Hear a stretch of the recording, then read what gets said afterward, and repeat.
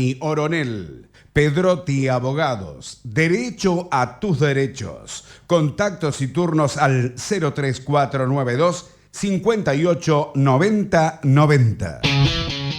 Bueno, muy bien, y lo tenemos Eladio Oronel en la mañana de hoy acompañándonos. ¿Cómo estás, Eladio? Buen día. Hola, Juanjo, buenos días, Cari, buenos días a toda la audiencia. Muy bien, ¿cómo están? Bueno, muy bien, muy bien. Bueno, hoy vamos a tocar un tema atento a los empleados y empleadores, porque es un tema que vamos a abordar hoy que tiene que ver con, esto de lo que se habla ahora del banco de horas extras y banco de horas. Sí, quizás sea uno de los temas más resonantes de la Ley de Modernización Laboral, de todos los que hemos venido tratando. Este ha sido un tema que se ha hecho mucho eco en los medios periodísticos y he escuchado versiones y cuestiones que por ahí hasta disparatadas sobre este tema. Y por eso me pareció interesante traer aquí y explicar en este micro, someramente, como hacemos siempre, y de la manera más didáctica posible, qué es esto del banco de horas, por qué se implementó, qué extensión tiene, cuál es el régimen actual. Y cuando hablamos de banco de horas, estamos haciendo referencia a horas suplementarias u horas extraordinarias, es decir, aquellas que superan la jornada legal máxima, que no se modificó. O sea, la ley de modernización no modificó la ley, la 11.544, que establece la jornada máxima de 8 horas o 48 semanales. Bien. Lo que implementa el banco de horas es la posibilidad ya de compensar las horas extraordinarias con tiempo y no con dinero. Es decir, hasta la reforma de esta ley, las horas extraordinarias se compensaban con un incremento, un plus, de un 50% del valor de la hora si la hora extraordinaria se realizaba los días comunes y de un 100% del doble si la hora extraordinaria se realizaba a partir del sábado a las 13 horas y los domingos y los feriados también. Bien. Esta reforma es importante mencionar de que no es una novedad en el sistema argentino. El banco de horas extraordinarias ya existe en varias ramas o actividades, como por ejemplo la actividad minera, automotriz, y alguna que otra que se me está olvidando, pero ya existe. Lo que tiene de novedoso esto es que se ha implementado para la ley de contrato de trabajo, es decir, para la generalidad de los trabajadores de todos los contratos de la actividad privada. Siempre estamos hablando de actividad privada, ¿no es cierto? Sí. Yo te voy a leer, porque quiero leerlo, porque es solo un artículo para que la gente escuche cómo está plasmado en la ley y lo vamos a desmenuzar con 2 o 3 comentarios.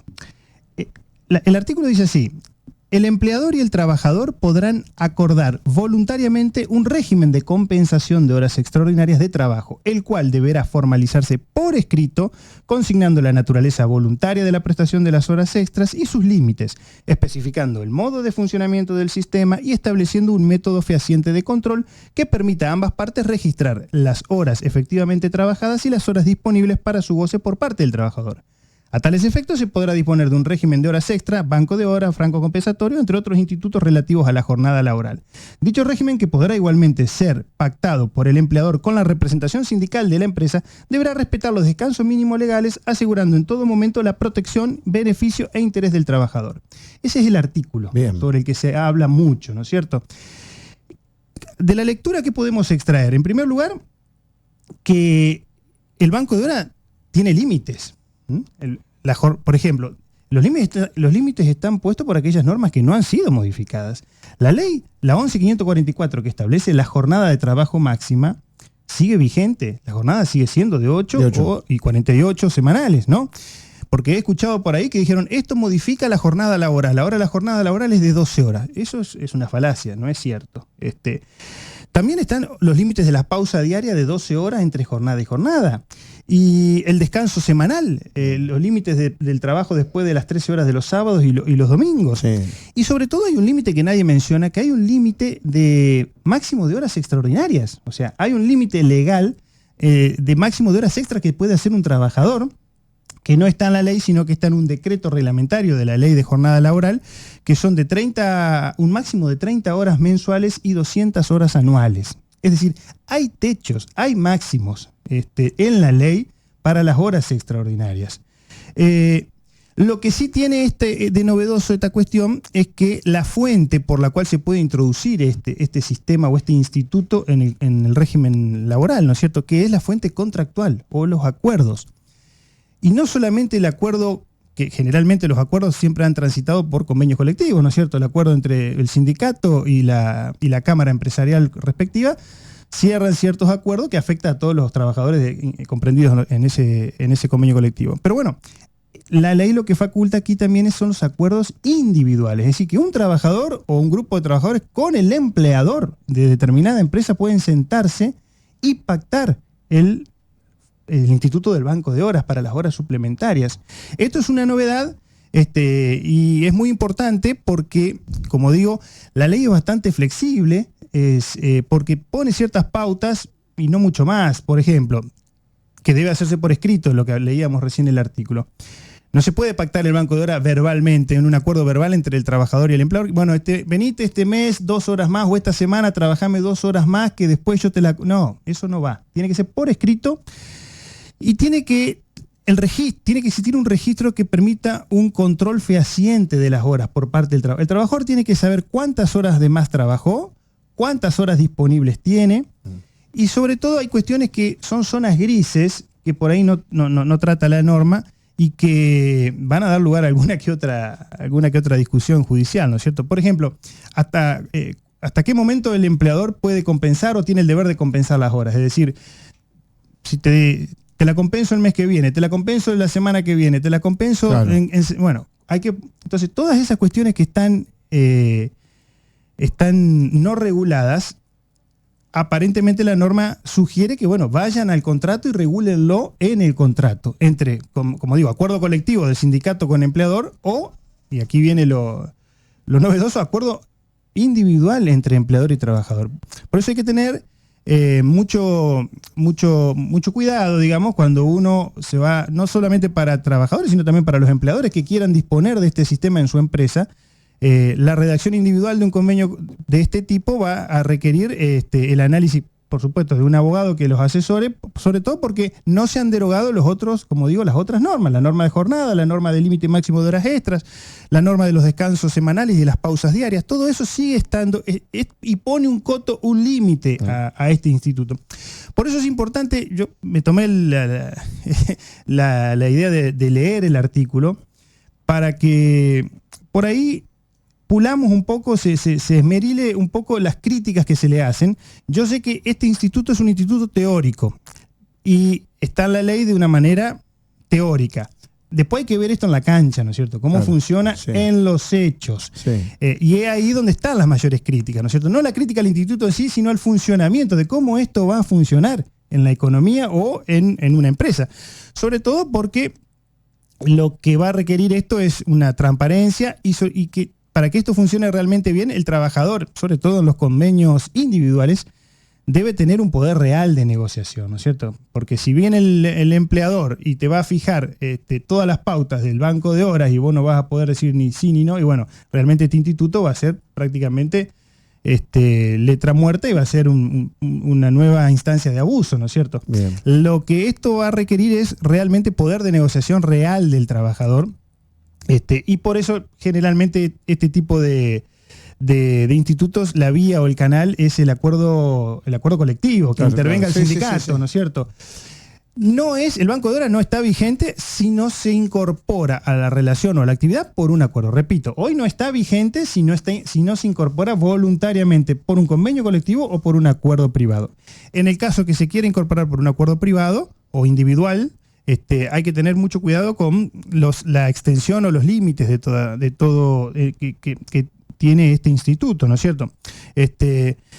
Por ejemplo, el tema de las horas extraordinarias siempre es un tema muy sensible y muy delicado, y una cosa es el instituto, como te decía recién, abstracto, teórico que uno lee, y otra cosa es funcionando en la economía argentina. Para darte un ejemplo, yo tengo conocidos que trabajan afuera, ¿no es cierto? En Europa esto está regulado en muchos países, en Francia sobre todo, está regulado muy el banco de horas, ¿no es cierto? Sí. En la norma. Y me acuerdo de una charla, de una conversación que tuve con un amigo que él me comentaba que él hacía muchas horas extras en su trabajo y no las cobraba, las aplicaba al banco de horas y después, por supuesto, viajaba por Europa, que le quedaba todo cerca. Y yo me acuerdo que para mí era un tema, el tema de por qué no las cobra. Y analizando, volviendo con ese tema acá, bueno, acá un ingrediente que este instituto, si bien no está en la norma, pero que trae y que hay que analizar para ver la eficiencia o no, o la utilidad o no, es el poder real del salario. ¿Qué quiero decir con esto? Claro. Muchos trabajadores necesitan las horas extras para tener un plus salarial económico, Exacto. digamos, para llevar un plus de dinero. Sí. Con este método no van a cobrar ese plus de la hora extra, sino que le van a dar tiempo, ¿no es cierto? Lo compensan con horas de no trabajar en el futuro. Sí. Bueno, este amigo que te hablaba claro, el poder adquisitivo del salario en Europa no es el mismo poder adquisitivo de aquí. Entonces, allá en Europa recontra convenía el banco de horas, porque con lo que ganaban ya con el salario normal, Sí. la hora extra para ellos significaba el poder, tiempo propio para disfrute, y realmente modificaba el contrato de trabajo para bien, digamos. Este instituto, en una economía con un poder adquisitivo bajo, y realmente me parece que va a perjudicar al trabajador, digamos, porque muchos trabajadores acceden a realizar horas extras, como te digo, para mejorar el ingreso real. Y al mismo tiempo, fíjate vos, hay otras cuestiones que también entran, que tienen que ver, por ejemplo, con la cuestión tributaria. Muchos trabajadores o muchas ramas de la actividad que tienen buenos sueldos no quieren hacer horas extras, a la inversa, porque históricamente hacer horas extras les significaba un plus salarial en el recibo de sueldo y, claro, su calificación en el impuesto a las ganancias. Claro. Entonces, ahora ya no va a haber eso, sino que van a poder usar esa hora extra para tiempo de goce, digamos, individual. Es decir, Sí. es un instituto que hay que ver cómo va a jugar en la economía real de nuestro país, en una economía con un poder adquisitivo del salario bajo. Entonces, aquí, en esas circunstancias, y es un instituto que no lo veo como muy favorable al trabajador, digamos. Ahora, si más adelante se mejorase el poder adquisitivo del salario y un trabajador realmente la remuneración que tiene le sirve y le alcanza, bueno, este tipo de cosas realmente son favorables para llevarlas e implementarlas. En definitiva, lo que quiero decir es que el instituto está incorporado de manera teórica, de manera abstracta, ya es ley, no se aplica de manera automática, esto ingresa con un acuerdo a la relación laboral, colectiva o privada, siguen estando los límites que antes había, es decir, eso de que la jornada ahora es de 12 horas no es así, están los límites. ¿Puede dar lugar a abusos? Puede, por supuesto, dar lugar a abusos. Hay que ver el poder real de la negociación, qué tipo de empresa están, qué actividad está, porque desde el punto de vista del empleador esto se justifica por el tema de la demanda, la estacionalidad de la demanda, ¿no es cierto? Hay muchas actividades económicas que desde el punto de vista empresarial, y hay épocas del año en donde tienen mayor demanda y necesitan mayor actividad laboral sin que le implique mayores costos. Entonces está pensado por ese lado para las demandas empresariales de ciertas actividades, logística, por decirte, hotelera, por la que se imagina, ¿no es cierto? Desde el punto de vista empresarial, esa es la idea, ¿no es cierto? Ajustar el trabajo a la mayor demanda sin que implique un costo extra para el empleador. Bien. En definitiva, quería comentarlo un poquito, leí el artículo para que sepamos bien de qué estamos hablando, porque como digo, es un tema que se ha hablado mucho y de todo, y hoy es esto lo que existe, está regulado. Y a la hora de sentarse a firmar, porque esto tiene que hacerse por escrito, un acuerdo sobre banco de horas, la sugerencia es tanto para empleadores como para trabajadores, ¿no? El asesoramiento previo, que lo doy por descontado, lógicamente, con los empleadores, pero a los trabajadores por allí que lo analicen bien. Porque según la ley no puede introducirse esto de manera unilateral por el patrón. Esto tiene que ser voluntario. Y si se decide ingresar, tiene que haber un método, tiene que ser transparente, tiene que haber un registro al que tenga acceso el trabajador y que sepa bien qué horas tiene en la cuenta. Por eso se llama banco de horas, porque hay una cuenta que se van sumando las horas, claro. como si fuese un banco. Sí, ¿no es sí. cierto? En definitiva, estas son más o menos las cuestiones del Banco de Horas sobre las horas extraordinarias Bien. que trae la ley de modernización. Bien, bueno, interesante el tema. Y la verdad que sí. La verdad que sí. Bueno, Sí, sí. seguramente de a poco lo iremos conociendo más. Lo vamos a ir viendo a ver qué pasa en la práctica y qué permeabilidad va teniendo esto, como si lo van adoptando o no lo van adoptando, qué rubros o qué actividades. Claro. Como digo, ya hay actividades que ya existe esto, ¿no? Sí, sí, sí. No es una novedad en ese sentido, es una novedad porque se puede implementar para todo contrato de trabajo. Claro.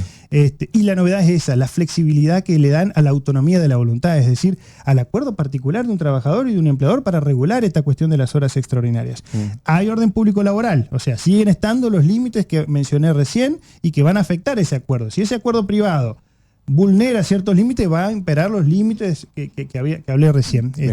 Así que bueno, es un instituto que realmente, como te digo, vamos a ver qué permeabilidad social y económica tiene. Y como te digo, es impactado por otras cuestiones o circunstancias extralaborales, como el poder adquisitivo del salario, como la necesidad de hacer un plus económico por parte de los trabajadores, la cuestión tributaria también, etcétera, etcétera, que Bien. van a terminar de pulir esto y de su eficacia en los hechos.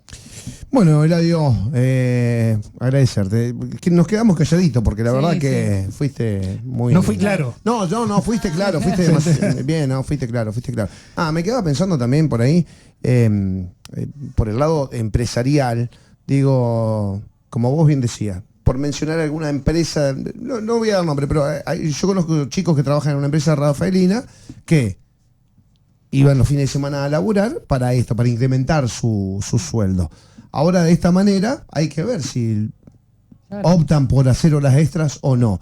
Por allí puede ser hasta perjudicial quizás para una empresa que no tener personal con intenciones de hacer horas extras, ¿no? Exacto. Por eso te decía, un elemento que no tiene que ver con el instituto, está por fuera, pero que impacta es el poder adquisitivo del salario. Claro, claro. Si el salario que cobramos por la jornada normal no nos alcanza, bueno, el trabajador va a tener la necesidad de hacer horas extras y cobrar esa hora extra. O sea, la hora extra es utilizada para generar un plus remuneratorio. Claro, claro. Ahora, si se le saca la posibilidad del plus remuneratorio y se le dice, no, te voy a dar descanso para que lo tomes y te vayas a algún lado o estés en tu casa, bueno, ya no es lo mismo. Claro, O sea, no. el trabajador con un salario bajo necesita... Entonces, es ahí que, como te digo, el instituto es muy teórico, Bien. está pensado para una economía estable y con un poder adquisitivo del salario fuerte, que no son técnicamente las condiciones, o por lo menos de la mayoría de las ramas de la Sí. actividad laboral que conocemos. Hay excepciones, ¿no es cierto? Sí, Pero sí, sí.